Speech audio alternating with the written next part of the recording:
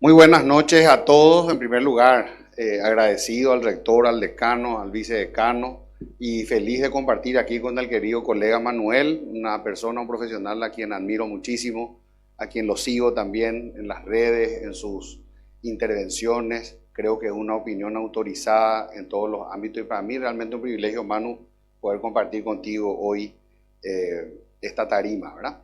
Y sobre todo a los estudiantes, a los profesores, al cuerpo docente que integra la Universidad de Villarrica del Espíritu Santo, UNVES, felicitarles por este Congreso Nacional de Ciencias Jurídicas. No es fácil organizar algo así, no hay que decaer nunca, hay que empezar, ver qué cosas se pueden aumentar, invitar a otra gente siempre, pero lo importante es hacer. Solamente el que no hace, nadie habla de él, ¿verdad? Pero el que hace siempre es, ¿verdad? Entonces, les felicito a ustedes por la valentía de tomar la posta y sé con la anticipación con la que empezaron a trabajar sobre este tema, porque me contactaron hace mucho tiempo, incluso yo llegué a decir que no podía viajar porque ya tenía un compromiso aquí, ¿verdad? Entonces, lo que sí me voy a excusar con ustedes es que apenas terminada mi intervención y con el permiso aquí del vicedecano y de Manuel, yo me voy a tener que retirar porque tengo otro compromiso en la capital. Entonces, no voy a poder quedarme a compartir la ponencia de Manuel, ¿verdad? Pero este tema, como dice el vicerrector, es un tema muy importante, empezando por lo que es el proceso legislativo, que nosotros tenemos que entender que no es a prueba de todo. Muchas veces nosotros pensamos que lo que sale del Congreso es palabra santa y en realidad eso no es así. Muchas veces nosotros vemos en la tele y pensamos que todos los que están allí son iluminados, pero eso realmente está muy lejos de la realidad. Muchas veces sale cualquier adefesio del Congreso que finalmente por el proceso legislativo puede ser corregido por cualquiera de las dos cámaras o finalmente por el presidente de la República, porque dentro del proceso de promulgación de las leyes, ustedes saben que pese a que tenemos un sistema presidencialista, pero republicano, es decir, existe la división de poderes, poder ejecutivo, legislativo y judicial, las leyes pueden ser vetadas total o parcialmente por el poder ejecutivo, o incluso después de ser promulgadas pueden ser atacadas de inconstitucionalidad y declaradas inconstitucionales por la Sala Constitucional de la Corte Suprema de Justicia. O sea que hay, lo primero que tenemos que saber es que el proceso legislativo no está exento de errores. Eso en primer lugar.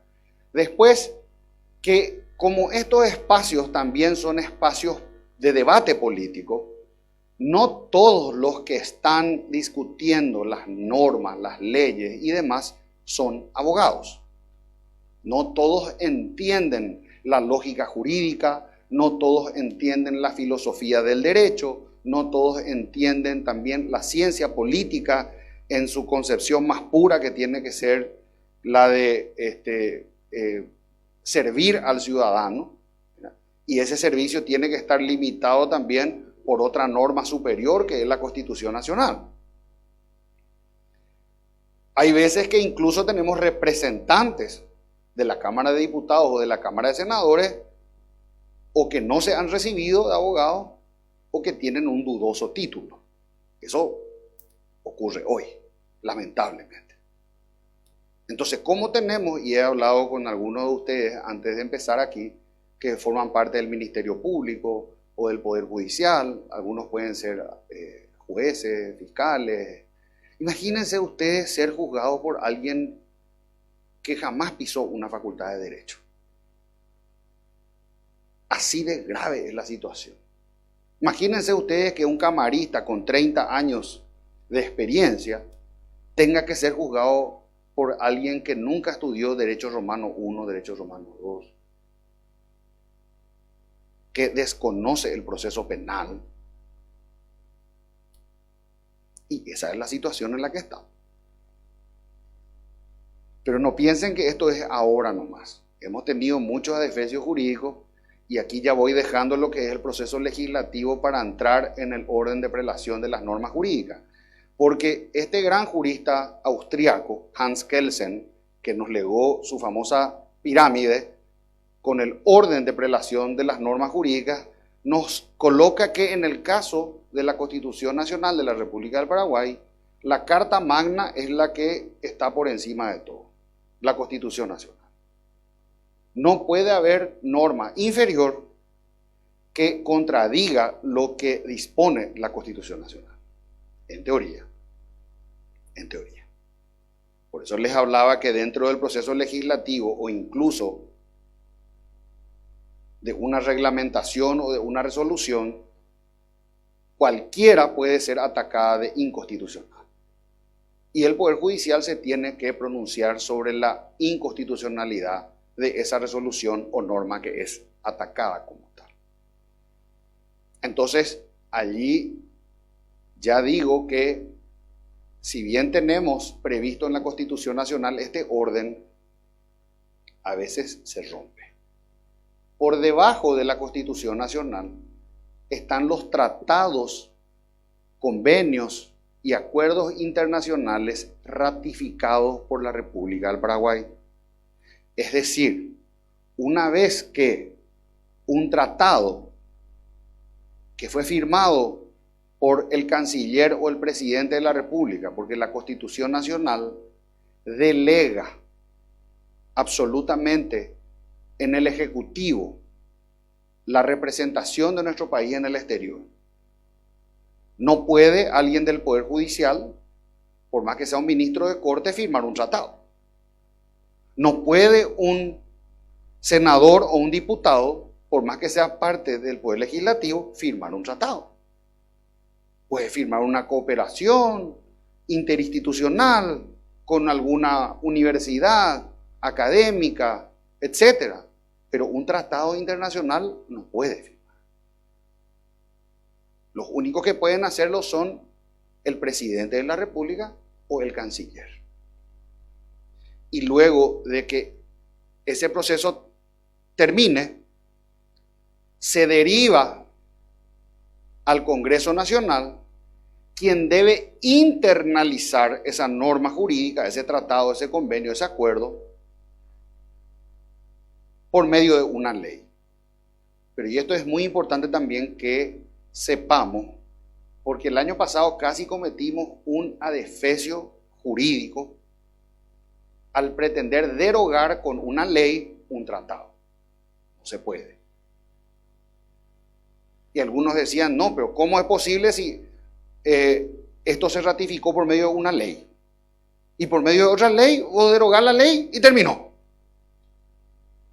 El proceso legislativo para la internalización de una norma jurídica supranacional, o en este caso del derecho internacional o de un tratado, es el siguiente.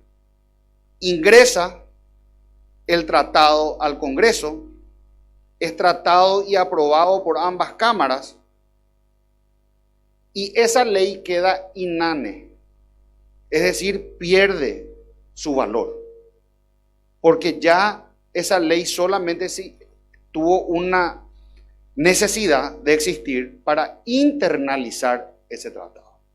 Una vez que se internalizó, ya adquirió rango de tratado. ¿Se entiende?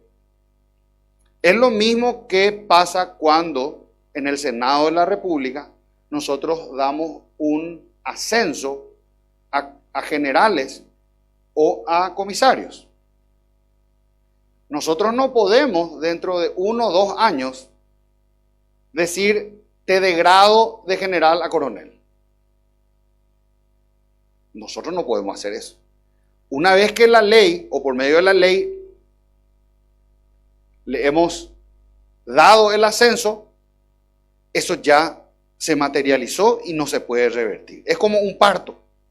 Una vez que salió la criatura, a los 6 meses no le vas a meter otra vez vuelta en el vientre de la madre, ¿se entiende? Ese es el proceso de internalización de una norma jurídica de categoría tratado. Entonces ya vimos las dos primeras.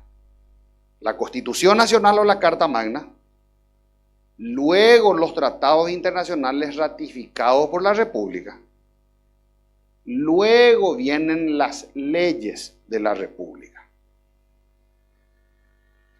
luego vienen los decretos. ¿Los decretos quién saca? El presidente de la República, el Ejecutivo. Por lo general los decretos están reservados para lo que la Constitución dispone, que los que se tiene que instrumentar u ordenar vía decreto, o también para los casos de una reglamentación que por vía legal se exige. Por ejemplo, se saca una ley del Código Sanitario y se dice que el Poder Ejecutivo reglamentará tal cosa. Entonces el Poder Ejecutivo está obligado a hacer una reglamentación y lo saca vía decreto. ¿Por qué? Porque el decreto, a diferencia de la ley, es más flexible en el sentido que depende de una sola persona, del presidente. Si nosotros vamos a poner todas las variables de una profesión o de algo que sufre muchas variaciones en un instrumento rígido que pasa por dos cámaras y luego por la promulgación del Ejecutivo, es mucho más difícil. En cambio, cuando tenemos cuestiones más variables, o se saca por vía del decreto o por vía de la resolución ministerial, que también puede ser caso de combustibles y demás. No vamos a poner eso en una ley, porque varía. Puede variar de un día para otro, entonces no se puede poner en una ley. Se dice que eso queda a cargo de Petropar o a cargo del Ministerio de Industria y Comercio, que se reglamentará por decreto o por resolución ministerial. ¿Se entendió hasta ahí? Bueno, Constitución Nacional, tratados internacionales ratificados por la República, leyes de la República, decretos del Poder Ejecutivo y luego vamos bajando hacia resoluciones y otros instrumentos de menor rango. Ahora, nosotros en el Paraguay hemos cometido todo tipo de atropellos en nuestra historia nacional. Por ejemplo, esta mañana, cuando estuvimos en el curso de Historia de las Constituciones, en la Academia Legislativa, me preguntaban si la Constitución de 1870 tuvo una vigencia ininterrumpida durante los 70 años de vigencia que tuvo, porque se promulgó en 1870 y tuvo vigencia hasta 1940, cuando fue reemplazada por la Carta Política Autoritaria del general José Félix Estigarribia. Ahora, ¿fue ininterrumpida la vigencia? La respuesta es no. ¿Y qué se hizo durante la Revolución Febrerista del 17 de febrero de 1936 para evitar que haya una conmoción y un levantamiento popular? Se proscribieron los derechos ciudadanos, civiles, las garantías constitucionales, se prohibieron los partidos políticos, las reuniones y todo ese tipo de cosas. Y como ya les resultaba muy complicado seguir prohibiendo las cosas, les fue más fácil proscribir la Constitución. Y así fue que, decreto mediante, a través del decreto 152 del año 36, el coronel Rafael Franco derogó la Constitución Nacional. Estudiantes de Derecho, ¿un decreto puede derogar una Constitución? Jamás. ¿Una ley puede derogar una Constitución? Tampoco. ¿Un tratado? Tampoco. Porque por eso se llama Carta Magna. Magna.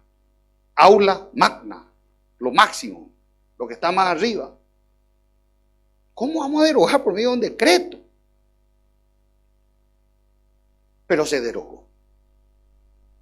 Y se proscribieron, de hecho, los derechos civiles y las garantías de los ciudadanos. Entonces, nosotros tenemos que aprender, como alumnos de Derecho, y aún los que no son estudiantes de Derecho, pero que simpatizan o les interesa, que son de otras facultades, ¿por qué no? De politología, de ciencias sociales y demás, tenemos que saber cómo funciona el mecanismo.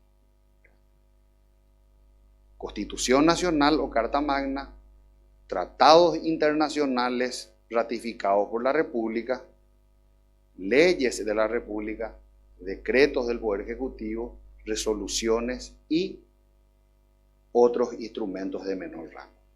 Lo que digo es para que ustedes fijen en la mente. ¿Ok?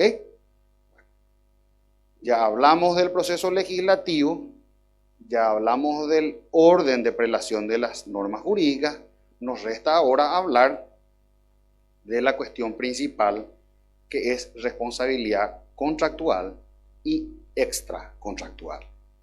Y no podemos hablar de la responsabilidad contractual ni extracontractual sin hablar de la teoría de las obligaciones. Yo no sé cómo estará hoy en el programa de Derecho. En nuestra época estaba hechos y actos jurídicos en una parte y después era obligaciones. ¿Así sigue siendo? Bueno, entonces nosotros tenemos que recordar un poco lo que son las obligaciones, cuáles son las fuentes de las obligaciones, y a partir de allí vamos a tratar de analizar, desmenuzar y ver las variables. ¿Ok? ¿Cuáles son las fuentes de las obligaciones? ¿Algún alumno, alumna me quiera decir? Tiren nomás ustedes, no importa. Examen oral. El que dice o la que dice le vamos a poner unos puntos acá, dice el decano. ¿Está bien? 5 puntos, dice la pucha. ¿Alguien se anima? Contractual, extracontractual. Muy bien. San Juan Nepomuceno. Bien, Ángel. ¿Quién más? ¿Cuáles son nuestras fuentes de las obligaciones? Tenemos 2. ¿Qué puede generar una obligación?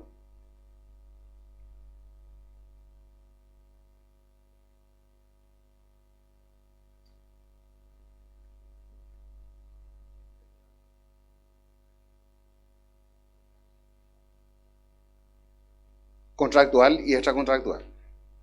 Después, faltan 3. ¿Perdón?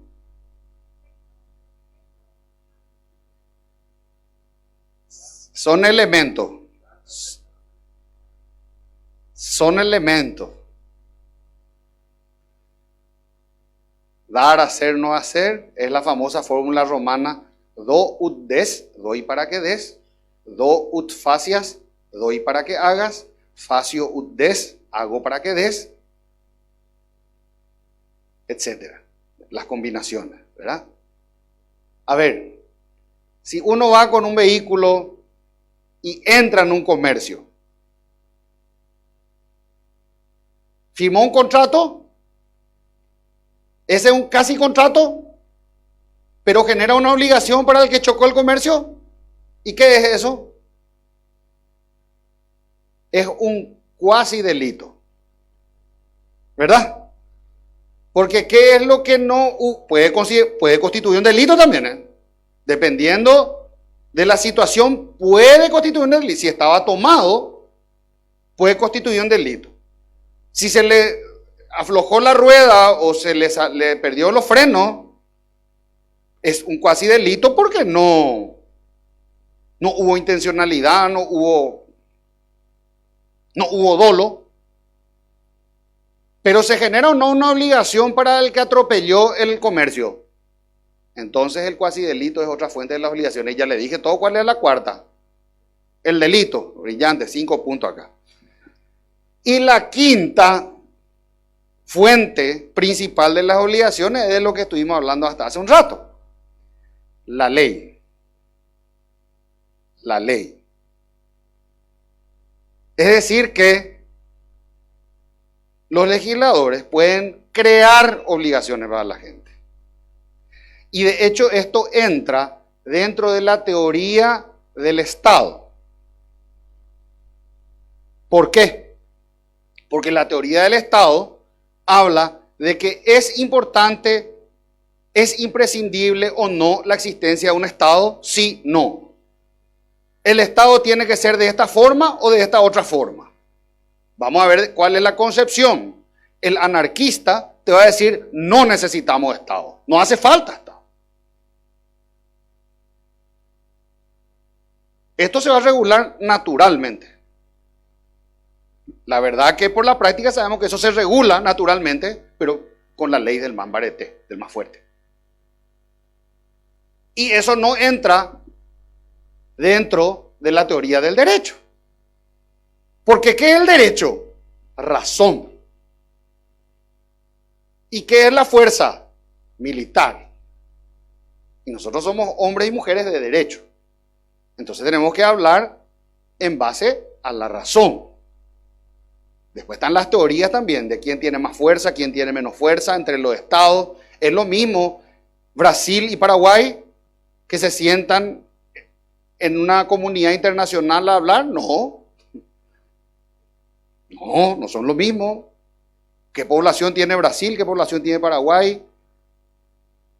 ¿Cuál es el Producto Interno Bruto de Brasil? ¿Cuál es de Paraguay? Paraguay tiene salida al mar, no tiene. Brasil, ¿qué tiene?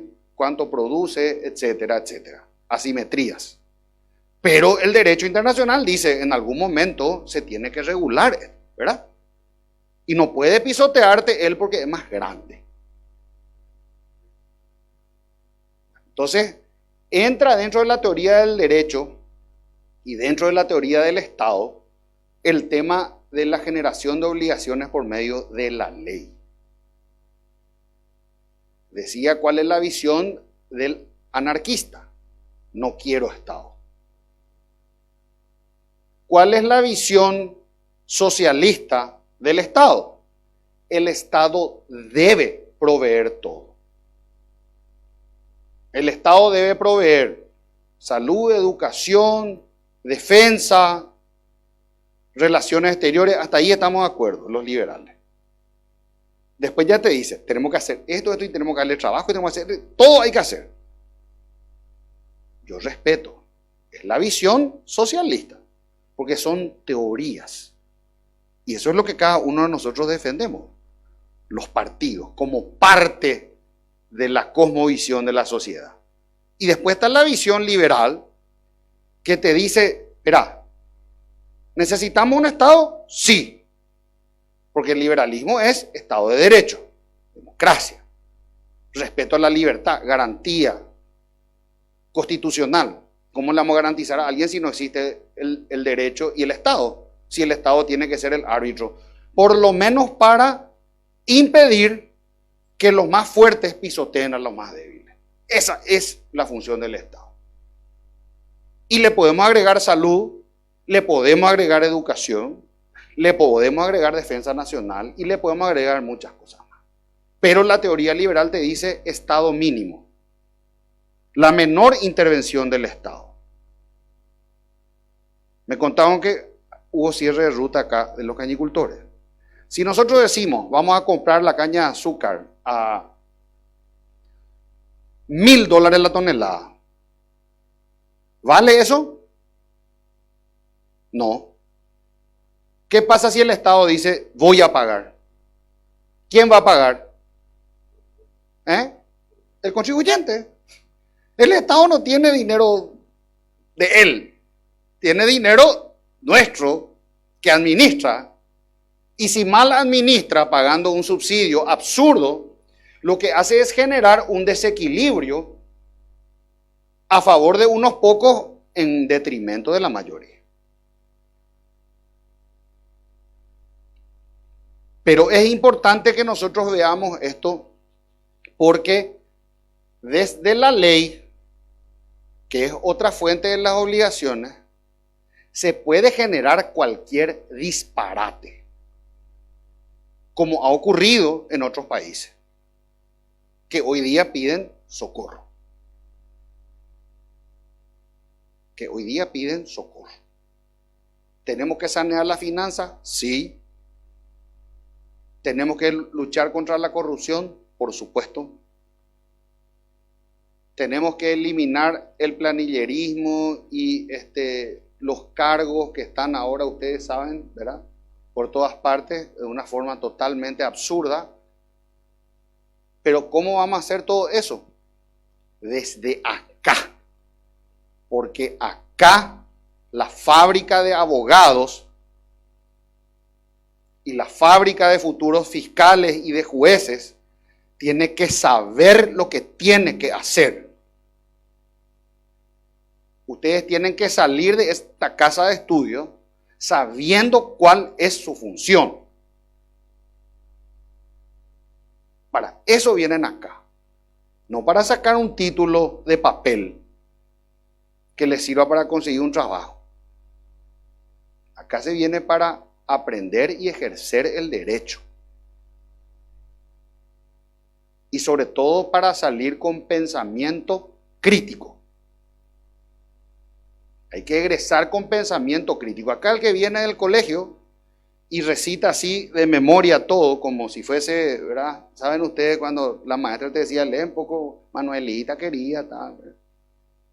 Bueno, ese no sirve acá en la facultad. Uno puede aprenderse de memoria o puede copiar un copiatín y tener. ¿Y qué va a hacer el día de mañana en un juicio oral? ¿Qué era que decía eso? Espera un poco para atrás por el copiatín. Se te van a reír todo. Entonces, lo mejor que uno puede tener es su formación. Cuando uno se forma, ya no necesita del copiatín. No necesita del copiatín. La formación integral. Entonces vamos a repasar cuáles son las 5 fuentes de las obligaciones. Los contratos, los cuasicontratos, los delitos, los cuasidelitos y la ley. Y la ley. Y ahora voy a ir de atrás para adelante otra vez para que ya se fije, ¿ok? Empezamos con la ley. La ley dice, todo habitante de Villarrica deberá pagar un tributo de tanto por ciento del valor de su inmueble a la municipalidad de Villarrica. Eso se conoce como impuesto inmobiliario, ¿verdad? Después de un impuesto, un tipo de tributo, son 3 tipos de los tributos, ¿se acuerdan, verdad? Impuestos, tasa y contribuciones especiales. Otros 5 puntos acá ya, Por la vista estamos bien acá, decano, rector, vicedecano, Está bien acá el auditorio, le digo con toda sinceridad. Entonces, la ley genera una obligación, el pago de un tributo. O la ley exige que los sanatorios tengan tal cosa. Y si no tienen, tienen que pagar una multa. Tienen que tener un quirófano o tienen que tener tantas unidades de terapia intensiva dependiendo de la cantidad de camas que tienen. Esas son obligaciones que genera la ley. ¿Ok? Pero las obligaciones generadas por ley siempre son imposiciones que vienen del Estado. Y la teoría del Estado nos dice que nosotros, para no matarnos entre todos, porque en algún momento nos matamos entre todos, dijimos, vamos a organizarnos entre todos. Y vamos a tratar de no matarnos. ¿Verdad? Entonces, ¿por qué no nos organizamos como Estado y sacamos nuestras propias leyes, que son nuestras propias reglas de juego? Para que podamos saber lo que se puede, lo que no, etc. Pero siempre es una imposición. Y esa imposición legal, ¿por qué tiene una fuerza coercitiva? ¿Qué quiere decir eso? Que tenemos que cumplir, nos guste o no nos guste, y si no queremos cumplir, se nos puede obligar a que cumplamos. Eso es fuerza coercitiva, y la única que puede ejercer eso es el Estado. ¿Ok? Entonces, fuera de la ley, que siempre es una fuerza coercitiva, de arriba para abajo, tenemos, voy a empezar por el delito y el cuasidelito, y después vamos a concentrarnos en la parte final ya para rematar. La teoría del delito dice que quien comete un ilícito civil o penal es responsable de pagar por lo que hizo. Debe recomponer lo que hizo. Hay veces que no puede recomponer. En un choque se le atropelló a una persona, esa persona perdió la pierna. En la teoría romana, de la indemnización, indemne o sine damnum, quiere decir dejar en la condición predaño, sin daño. ¿Se le puede a esa persona que perdió la pierna decir te quedaste igualito que antes del accidente? No se puede. ¿Podemos retrotraernos a la condición predaño? No. ¿Qué es lo único que podemos hacer? Resarcir. Hoy se usa como sinónimo indemnizar. Le indemnizamos y hay fórmulas para determinar cuánto es lo que podría valer su pierna, cuánto podría valer un ojo, la mano, si es la mano que utiliza uno para dibujar, para escribir, o no es la mano diestra, etcétera, etcétera. Si uno jugaba fútbol y perdió el pie, vale más. Ustedes saben, ya habrán visto, el pie de Messi se aseguró por no sé cuántos millones de euros. Bueno, entonces, por medio del delito se pueden generar obligaciones. Y el cuasi delito se diferencia del primero en que no existe el dolo, ni tampoco una culpa grave. O mediando culpa grave, no ha existido en ningún momento atisbo de intencionalidad ni de negligencia muy grave. Entonces ahí podemos hablar de un cuasi delito. Pero genera obligación, igual. Ellos quisieron estar obligados, ¿se entiende? Obligados, obligado, la obligación es estar ligado al otro, obligación, obligatio, ¿ok? Nadie quiso, pero las circunstancias hicieron que esas dos personas estén vinculadas, siendo que una de ellas es la que tiene que responder. ¿Se entendió delito, cuasi delito? 5 puntos. Y ahora para finalizar, porque estoy controlando mi hora, vamos a los contratos y a los cuasi contratos. Los contratos cum tractus, trato común, mutuo, se da por mera voluntad de las partes. Para que exista un contrato debe haber voluntad de ambas partes. Si no existe el factor volitivo, ese contrato se puede invalidar por vicio de la voluntad. Si alguien le pone una pistola en la cabeza a alguien para que firme un contrato, y él para no perder la vida firma el contrato, ¿ese contrato es válido o no?